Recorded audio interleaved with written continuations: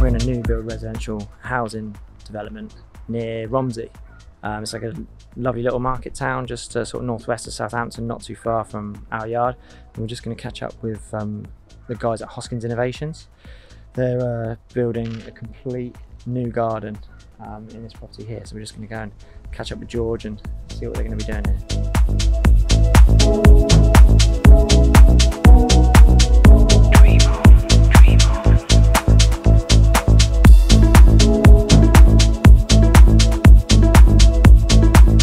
So basically, clients, it's a recommendation, but the clients rung us up, and this garden, all it had in the back corner over there was just a patio, just a sandstone patio that was done about 6 years ago.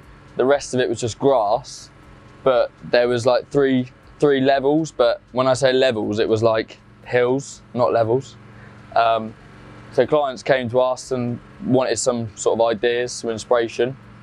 So we got a design done, managed to get the design over the line, and now obviously we've built retaining walls, we've got steps going in, porcelain patio over there, different areas, resin down here.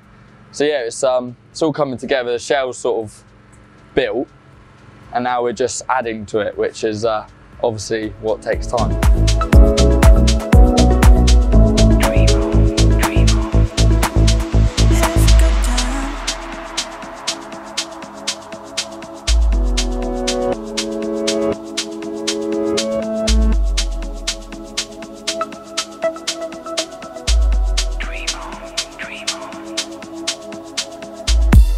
Obviously with the Exbury range, obviously you'll know Craig, but it's got like the tumbled edges on it. So it looks really, really nice. It looks a bit more natural rather than some porcelain can look a bit harsh. So I really, really like that. And obviously with the Heritage, it's not too bold in your face. It's quite subtle. So it's actually, I'm not just saying this, but it's actually my favourite tile. Yeah, so, you've used it a few times, haven't you? Yeah. So I did, they were looking at the Exbury white, but this garden does get a lot of sun, and with the white tiles sometimes it can be a little bit glary. So the Heritage is like perfect if you've got like a lot of sun in your garden.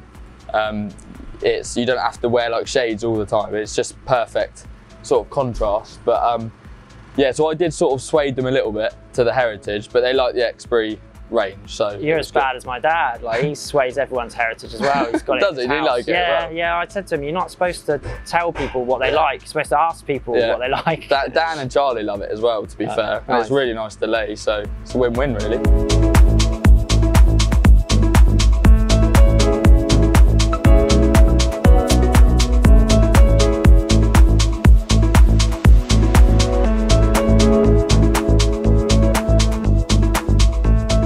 You're stood in front of a big curved wall that you've got these dark sort of porcelain copings going on. Yeah. Why the circles? Is that something that's come from a designer or yourself? Or? Well, when we always come to a job, the first sort of question I always ask is, do you like straight lines or do you like curves? And you either get a response of, no, I hate curves, they look old-fashioned, or people just like right angles. These clients are really just open. They just wanted something that, this is like their forever garden now. Kids are all older and they just wanted something that was not going to be boring, something with a bit of character. So I said, right, let's try and make this as hard as possible for us, basically, and just put curves everywhere.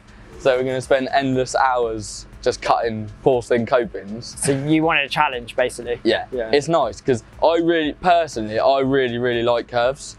I think curves do give, I don't know, it just gives a lot more character. I mean, some gardens obviously are built just for like right angles, but obviously, I don't know if you can see, but over there, they've got like a big curved wall. So it sort of goes with the garden. Yeah, the plot is not like a rectangular angle plot, is it? No, there's different bits everywhere, and it's nice to be a bit creative, I think, so. Yeah, nice, loving the curves. So like we've got this quadrant space in the corner of the garden that's kind of just to the left of me. Yeah.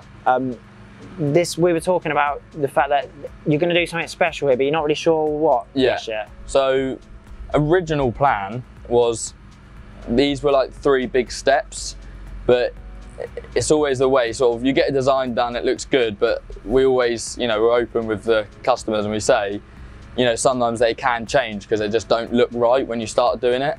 So we've changed it, just have one swooping step coming up with, I think there's going to be 3 steps in there. And this area was just going to be porcelain with decorative stone.